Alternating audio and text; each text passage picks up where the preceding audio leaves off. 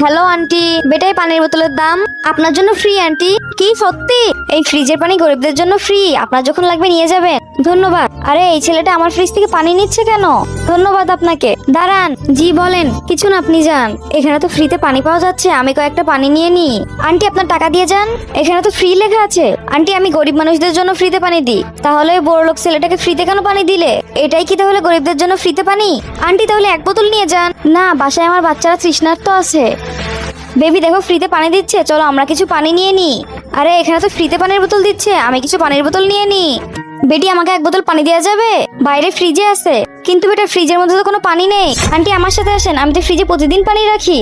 শোনো বেটি, তুমি ফ্রিজটা বাইরে থেকে সরিয়ে ফেলো, যাদের পানির প্রয়োজন নেই তারাও ফ্রিতে পানি নিয়ে যায়। তুমি কি ফ্রি ফায়ারকে ভালোবাসো নাকি তোমার মা বাবাকে ভালোবাসো?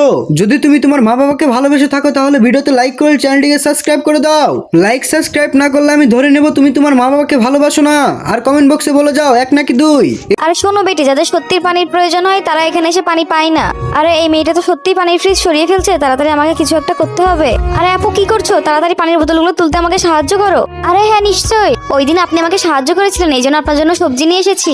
এই নাও বেটি, তোমার জন্য লাল লাল তরমুজ নিয়ে এসেছি, খেতে অনেক মজা। দাদিজি আপনি একদম ভালো কাজ করেছেন। বন্ধুরা এই মেয়েটির থেকে তোমরা কি শিক্ষা পেলে? ভালো কাজ করলে অবশ্যই ভালো কিছু পাওয়া যায়। যদি তুমি আল্লাহর ঘরটিকে বেশি ভালোবেসে থাকো তাহলে এই ভিডিওতে একটা লাইক দিয়ে চ্যানেলটি সাবস্ক্রাইব করে দিবে।